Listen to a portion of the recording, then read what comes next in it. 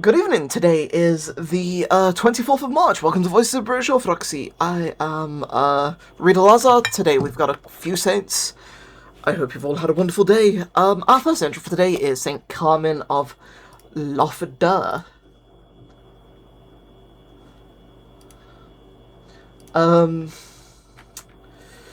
he is from the 7th century. Saint Carmen lived as a hermit on the Isle of Loughdur in Ireland. Many disciples were drawn to him, leading him to found a monastery and church on the island of the Seven Churches. He is said to have worked with Saint Senan, 8th of March. A fragment of the Psalter of Saint Carmen, copied in his own hand, is still extant. I'm trying to remember. Okay, no, that's a different slate. Okay, that's fine. The group chat entry is where are you? There we go. Right at the bottom there. Saint Caiman of Innis Celtra, Holy Island on Loughdur, Bishop Abbot of Innis Celtra, and possibly the first Bishop of Killaloe, bracket 653 AD.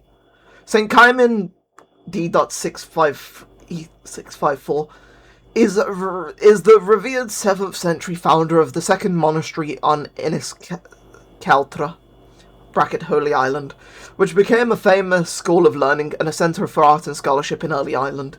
He was a renowned scholar who wrote a commentary on the Psalms, and was known for his extreme austerity and devotion to suffering as a form of prayer.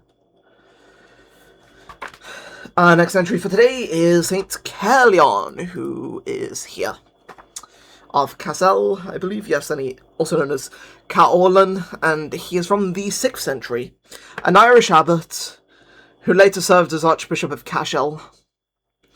There is a legend that he died and was restored to life by Saint Daga MacCairthinn, who we commemorate on the 18th of August.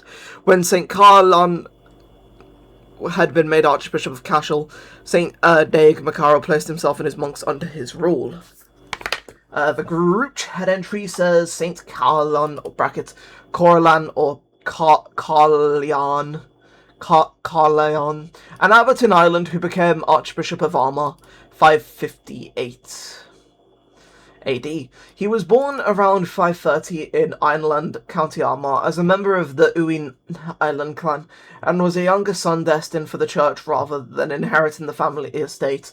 Before his episcopal appointment, Cairlon was an abbot who founded a monastery on Ireland. According to tradition, he was restored to life by Saint Daga after dying during the saint's visits, after which he placed his monastery under Daga's rule.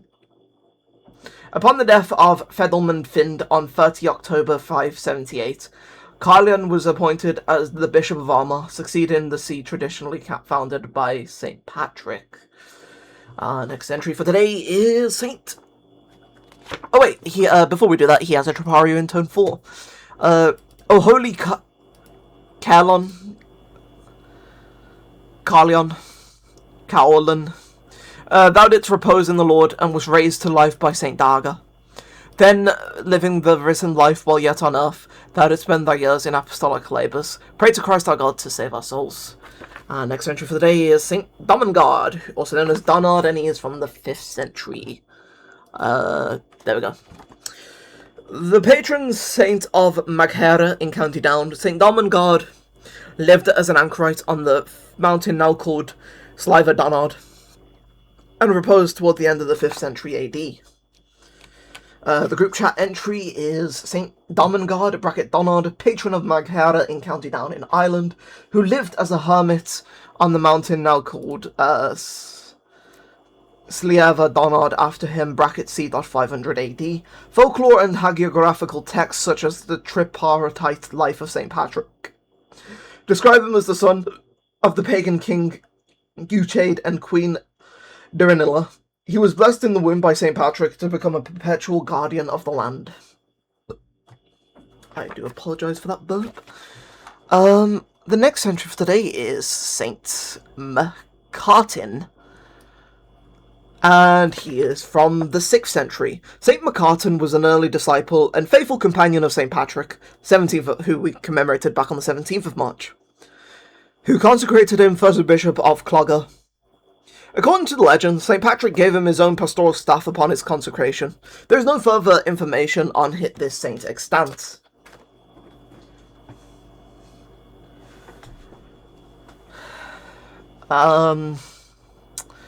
Right, let's, you know what, I'm gonna just scroll down here.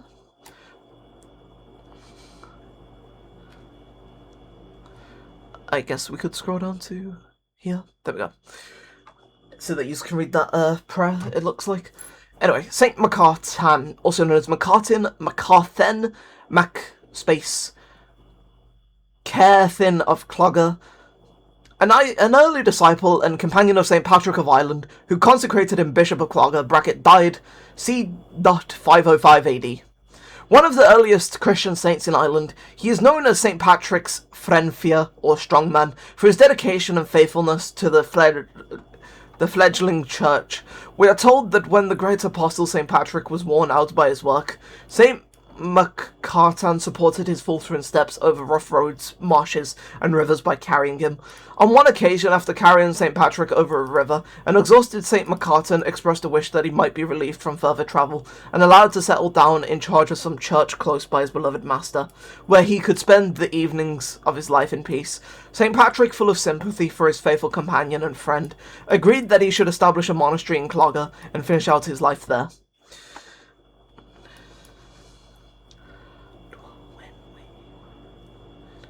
Right, okay, so this is in Latin. Oh wait, you know what? Pause 5, 4, 3, 2, 1, and we're going to scroll. Sancta Deo. Oh, okay, that's it. 5, 4, 3, 2, 1, because we have a Troparion and Kontakion thanks to the Celtic Saints website. Oh, Troparion toneful, as this person likes to do. Oh, holy Hierarch MacCairthinn. I'm just going to say Macartan. Faithful disciple of the great Patrick, and shepherd of the flock of Clogher. Thou didst labour in preaching and holiness of life, wherefore Christ our God has glorified thee. Pray that he may grant mercy to our souls. And then we have the Kontakion in turn 3, again, as we know from previous episodes, a favourite of this substack. Receiving the apostolic teaching from Patrick, thou wast shown to be a true pastor of Ireland, O Macartan. Therefore, we bless thy sacred memory and ask thy prayers for those who honour thee.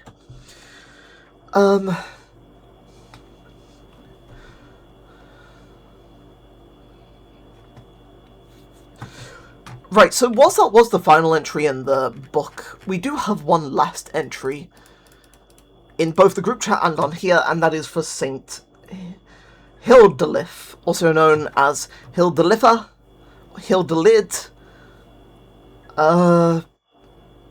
Hildeletha, Hildelid, and Hildelida are barking. Right, her entry is Abbess, so St. Hildolith, Abbess of Barking Abbey, brackets, c. 712 AD, a princess from England who became a nun either at Charles or at Farmutiers en Brie in France.